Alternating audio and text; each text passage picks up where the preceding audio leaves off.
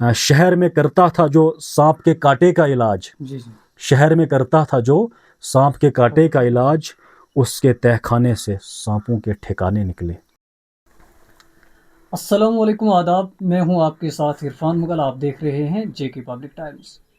मेरे साथ इस वक्त मौजूद हैं एक social activist mister Majid Mir, जो कि इस वक्त लॉ के स्टूडेंट भी हैं। और आपने इससे पहले भी इनको जो है इंटरव्यूज़ में देखा होगा, कई बार जो है ये सामने देखने को हमें मिले।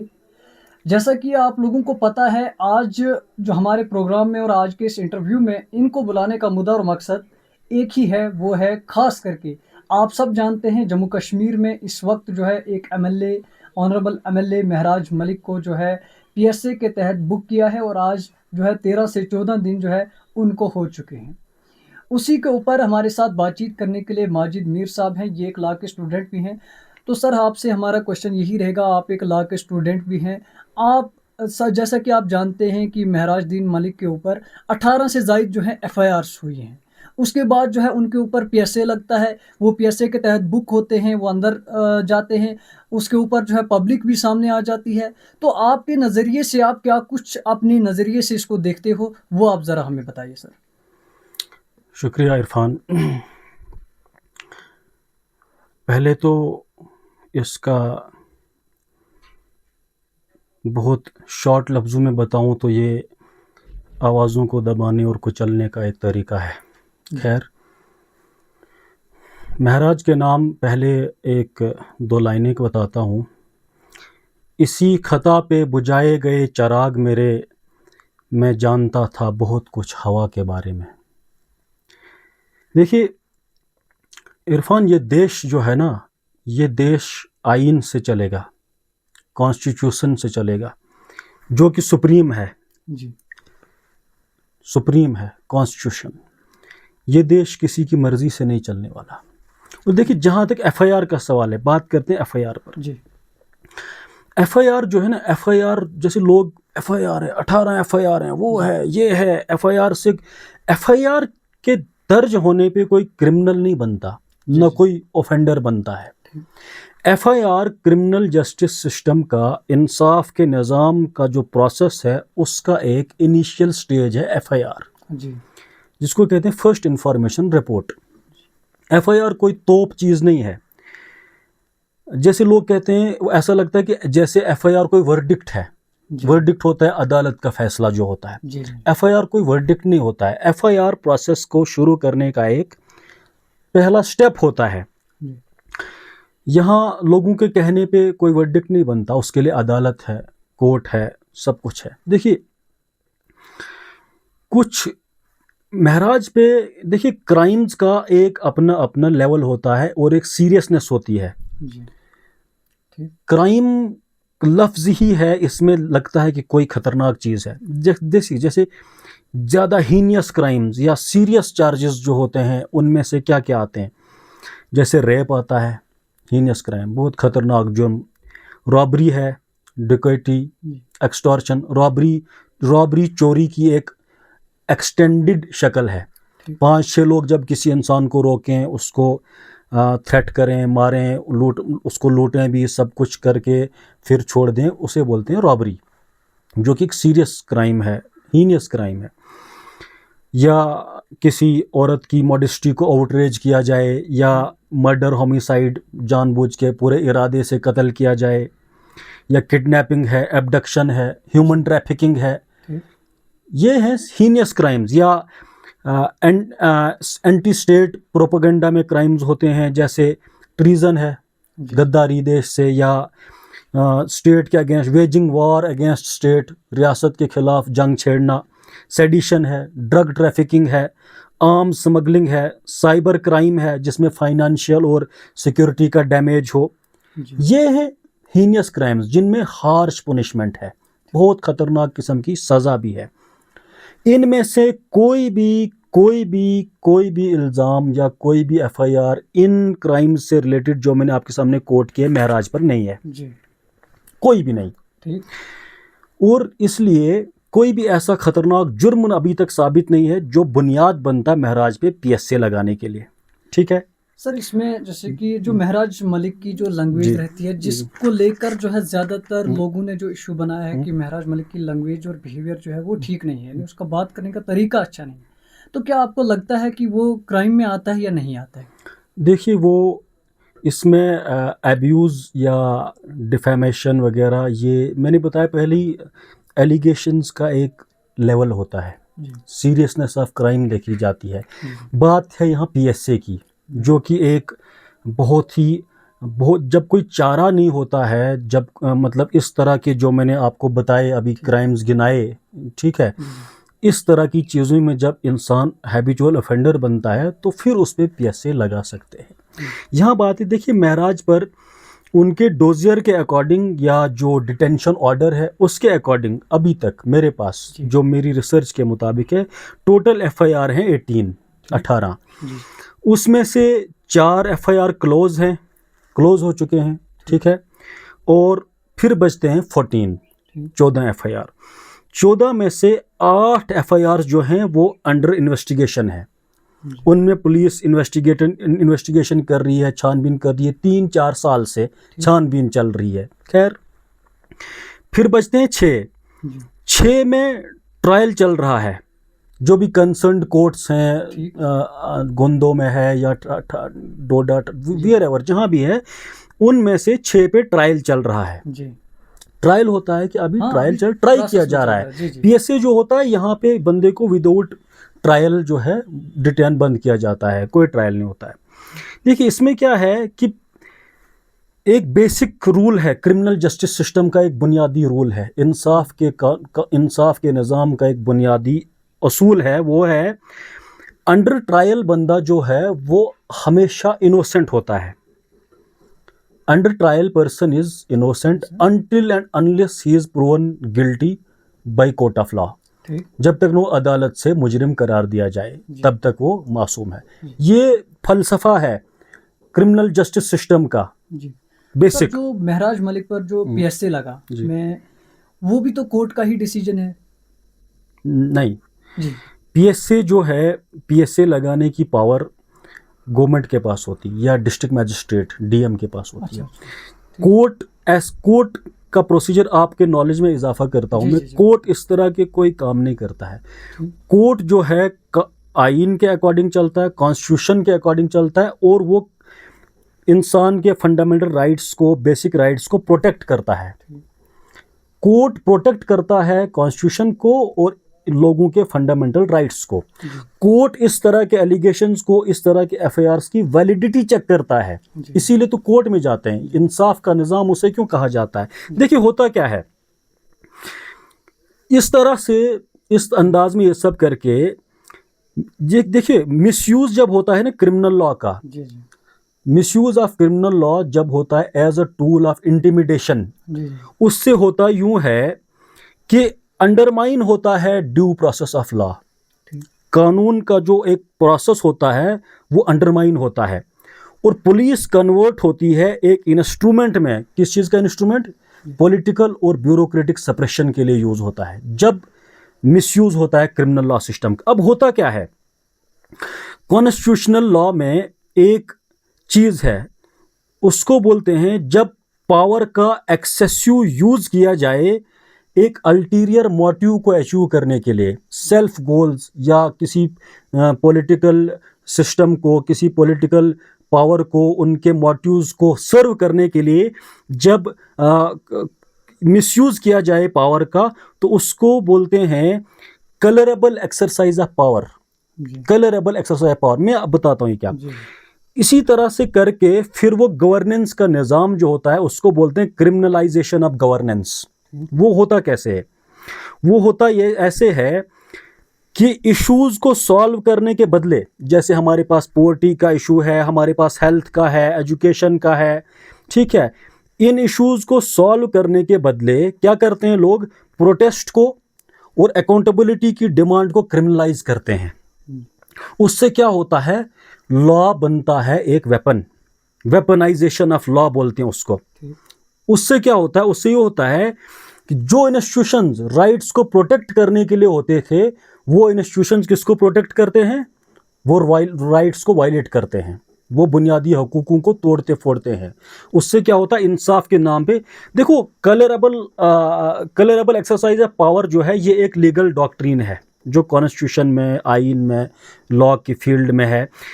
इससे होता ये है कि एक लीगल डॉक्ट्रीन है जिसमें होता यूं है कि जब कोई अथॉरिटी या कोई एग्जीक्यूटिव बॉडी अपने पावर को एक काम के लिए दिखाती है, पर असल में यूज किसी और काम के लिए करती है, उससे हो जाता है पावर का अब्यूज या मिसयूज। तो वही उसी को बोलते हैं कलरेबल एक्सरसाइज ऑफ पावर। जैसे अगर एक स्टेट लेजिस्लेटर बिल पास करती है एजुकेशन पे लॉ बनाती है स्टेट का लेजिस्लेचर, लेकिन वो इंडस्ट्री को रेगुलेट करने के लिए एजुकेशन के नाम पर लॉ बनाती है, उसमें पीछे कुछ और मफाद होता है। इसको बोलते हैं कलरेबल एक्सरसाइज ऑफ पावर, कि इंसान की आंखों में ना एक वो रंगीन उसको दिखाया जाए, धूल झोंकी जाए। इसी तरह से है, ये कैसे बनता है, क्रिमिनलाइजेशन ऑफ गवर्नेंस कैसे होता है, वेपनाइजेशन ऑफ लॉ ऐसे होता है कि जब कानून और इंसाफ को प्रोटेक्शन के लिए यूज करने के बजाय किसी को दबाने, बदला लेने या पॉलिटिकल अपोनेंट्स को, सियासी अपोनेंट्स को टारगेट करने के लिए हथियार बनाया जाता है लॉ को, तो उसको बोलते हैं वेपनाइजेशन ऑफ लॉ। लॉ को वेपनाइज करने से कुछ चीजें होती हैं। पहली चीज ये होती है कि उसका सिलेक्टिव यूज होता है, कि एक ही कानून का सब पर इक्वली यूज, सब पे इक्वली अप्लाई एक ही कानून नहीं होता है, बल्कि उन लोगों पर अप्लाई होता है जो रूलिंग पावर के लिए प्रॉब्लम हो। एक प्रॉब्लम ये होती है लॉ को वेपनाइज करने की। दूसरी प्रॉब्लम होती है हैरासमेंट ऐसी होती है कि कानून के थ्रू इतने केसेस, इतने एफआईआर, इतने समन्स, इतनी रेड्स, इतना सब कुछ किया जाता है कि प्रूव भी हो जाए अदालत में लास्ट पे बेगुनाह है, लेकिन तब तक बहुत वक्त निकल जाता है। जो तीसरा चीज़ इसमें बहुत इंपॉर्टेंट वो है चिलिंग इफेक्ट, जो महराज के केस में मुझे लग रहा है। चिलिंग इफेक्ट ये है कि जब लोग देखते हैं कि आवाज़ उठाने वाले को दबाया जाता है इस तरह से कानून को मिसयूज करके, तो फिर कोई भी उठने वाली आवाज़ मजलूम और गरीब के लिए हिम्मत नहीं करती उठने के लिए। ये चिलिंग इफेक्ट इसका मकसद होता है। उसके अलावा पॉलिटिक्स को क्रिमिनलाइज करने का भी इसका एक फीचर होता है। वो ऐसे होता है कि अपोनेंट्स को एंटी नेशनल बोल दो, टेररिस्ट बोल दो, करप्ट बोल दो, या कुछ भी करके उनको वीक कर दो। इसी तरह से अगला पॉइंट जो है, तो सर क्या आपको ये लगता है कि महराज मलिक के केस में भी कुछ ऐसा हो रहा है? जितने भी पॉइंट्स अभी तक आपने बताए, इनमें से कोई एक पॉइंट जो कि महराज मलिक पर देखिए, महराज मलिक के ऊपर किस नौयत के, किस तरह के एफआईआर हैं। जीएमसी में रूटीन विजिट होता है, जीएमसी के बाहर, मेडिकल कॉलेज के बाहर निकले, प्रेस कॉन्फ्रेंस की, डॉक्टर्स के बिहेवियर पे कंप्लेंट की, तो जब वो सब हो गया तो एफआईआर कर दिया। इसी तरह से नायब तहसीलदार को या तहसीलदार को रास्ते में रोक दिया कि फलाना काम है जिस पे पब्लिक सफ़र कर रही थी, आपने वो काम नहीं किया, तो उसको रोकने पर उस पर एफआईआर हो गई। मतलब मिसयूज हो रहा है ना, इनकी पावर है, ताकत है। किसी एक स्कॉलर ने कहा है कि पावर करप्ट्स एब्सोल्युटली। पावर इंसान को करप्ट बनाती है, और जितनी इंसान के पास पावर होती है वो उसी लेवल का उसको करप्ट भी बनाती है। पावर का नशा होता है ना, तो वही नशा इनके पास है। पावर है, कुछ लो, दबाओ आवाज को, क्यों रखना। और दूसरी बात देख, जैसे मिसाल के तौर पर आपको मैं बताऊंगा, मैं जाऊंगा रेवेन्यू ऑफिस में कोई मसला लेके, एग्जाम्पल दे रहा हूं इस तरह के मसाइल के लिए जो लड़ाई थी उन पे एफआईआर्स।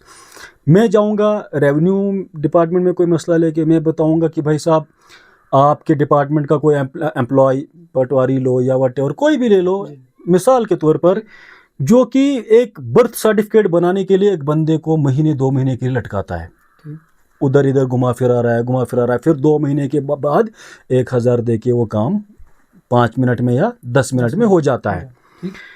इस तरह की चीज़ पर जब मैंने आवाज़ उठाई तो एफआईआर लगा दी। क्यों? क्योंकि एक्सपोज कर रहा हूँ। मिसाल के तौर पर ब्लॉक के काम में पुराने डंगे को बिल निकाला, एग्जाम्पल बिल निकाला, उसमें सेक्रेटरी, वीएलडब्ल्यू, ठेकेदार, मटेरियल ठेकेदार, बीडीओ वगैरह फॉर एग्जाम्पल सब इसमें मुलविस हैं।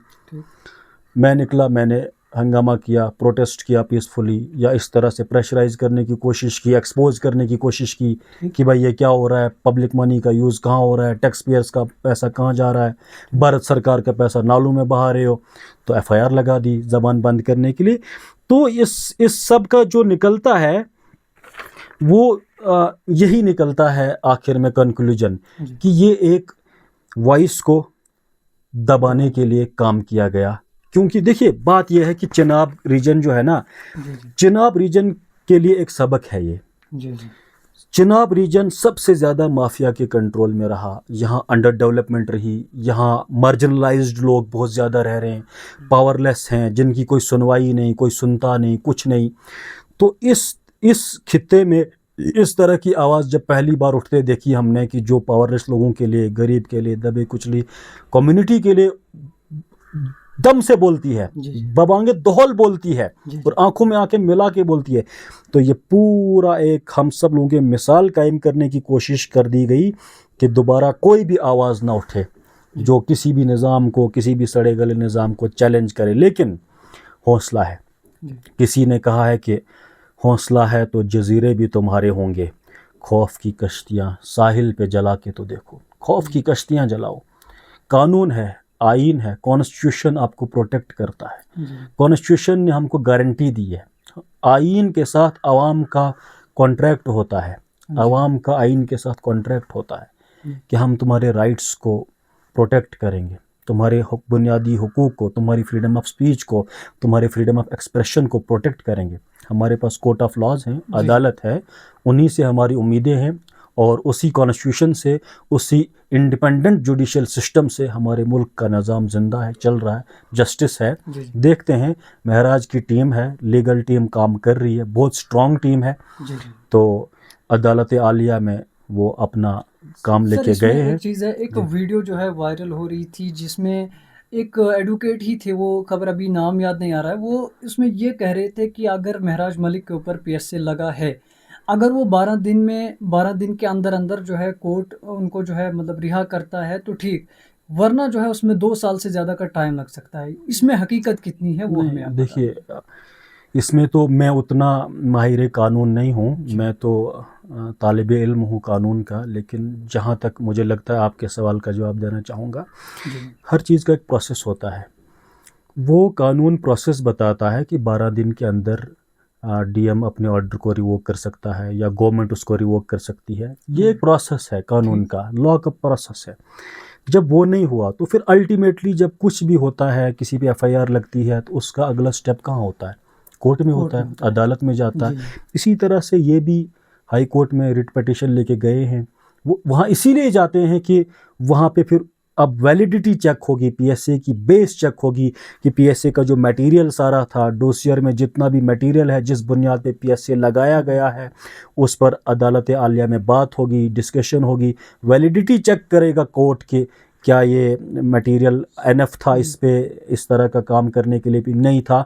वो तो अब कोर्ट से ही जो फैसला आएगा, हम भी उसी का इंतज़ार करेंगे और हमारी भी नज़रें उसी पे हैं। जी।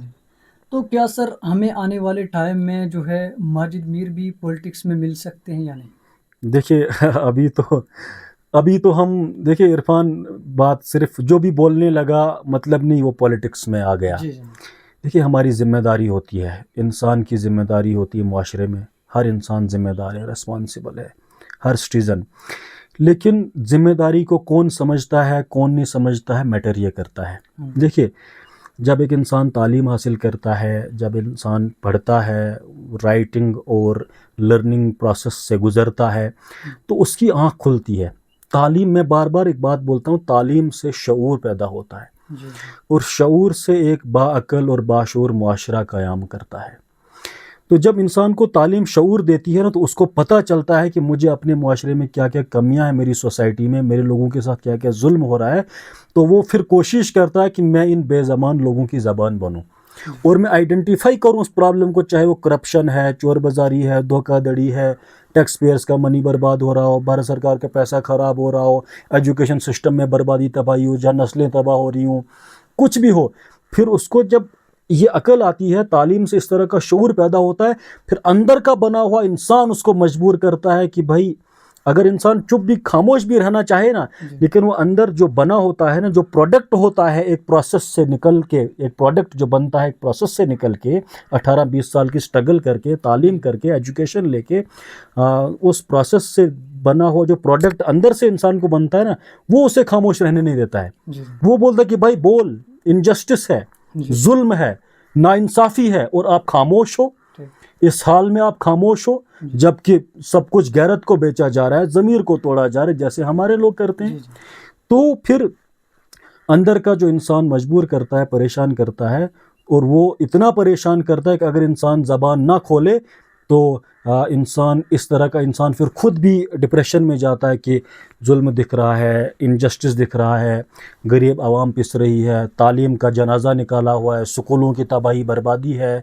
तो इस तरह की चीज़ें देखकर इंसान, कोई ही बेगैरत इंसान चुप हो सकता है। बाकी मेरे बोंजवा की आवाम भी है, थोड़ा डरते भी है, थोड़ा सा लाताल्लुक़ हैं मालूमात से, उतना नॉलेज नहीं मेजॉरिटी लोगों के पास, डर है, खौफ है। तो खौफ के बुत जब तक न तोड़े जाएंगे तो तब तक कुछ नहीं होगा। खौफ के बुत तोड़ो। साहिल पे खौफ की कश्तियाँ साहिल पे जलाने का क्या मतलब है? तारिक बिन ज़ियाद ने अफ्रीका के बहुत बड़े दरिया के किनारे पे कश्तियाँ जला दी थी कि अब हम जहाँ जा रहे हैं अब वापस आने का इरादा मत। तो खौफ की कश्तियाँ जो हैं, जब उनको खौफ के बुतों को तोड़ा जाए, फिर ही एक कौम, एक तबका, एक इलाका जो है जंजीरों से आज़ाद होता है, और फिर ही वो तरक्की करने लगता है। इसी तरह से, इसी प्रोसेस के लिए जी हमारे खित्ते में महराज एक उम्मीद की किरण बना है, बना था, बना है और रहेगा इंशाल्लाह आगे तक। तो उसी उम्मीद की किरण जिसमें क्या बोलते हैं कि शहर में करता था जो सांप के कांटे का इलाज, जी जी। शहर में करता था जो सांप के कांटे का इलाज, उसके तहखाने से सांपों के ठिकाने निकले। जी जी। तो बात यह है कि अपने लोगों को भी समझना चाहिए, पूरे खित्ते चनाब के लोगों को समझना चाहिए कि हमारी हालत कैसी है। हम मार्जिनलाइज्ड हैं, एजुकेशन में हम बहुत पीछे हैं, डेवलपमेंट में हम बहुत पीछे हैं, ह्यूमन डेवलपमेंट इंडेक्स में हम ओवरऑल गिरते जा रहे हैं, क्योंकि अब तो बेरोज़गारी भी बढ़ती जा रही है। तो इस तरह का सारा जो निज़ाम ये ख़त्म हो रहा है, कुचला जा रहा है। तो इस हाल में जो है, तहखाने में सांपों के साथ पनाह नहीं लेनी है, बल्कि आवाज़ के साथ आवाज़ बनना है और आवाज़ उठानी है, कानून और आइन के दायरे में, कॉन्स्टिट्यूशन को साथ लेके, जी उस पर नज़र रख के, उस पर भरोसा रख के अपनी आवाम के लिए लड़ना चाहिए। जी।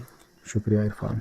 तो ये हमारे साथ बात कर रहे थे माजिद साहब मीर, जो कि लॉ के एक स्टूडेंट भी हैं। तो हमने मुनासिब समझा कि हम इनसे जो है महराज मलिक के ऊपर जो है डिस्कशन करें, उनके एफआईआर्स के ऊपर, या जो उनके ऊपर जो पीएसए आयद किया गया है उसके ऊपर हमने इनके साथ बातचीत की। बहरहाल इन्होंने क्या कुछ कहा वो हमने आपके साथ बिल्कुल एंड टू एंड रखा। अब आप लोग जो है ये वीडियो देखने के बाद आप कमेंट में ज़रूर बताएं कि आपको क्या लगता है और आपकी अपनी ज़ाती राय क्या है। तो फिलहाल मैं आप लोगों से इजाज़त चाहूँगा। शुक्रिया, वस्सलाम।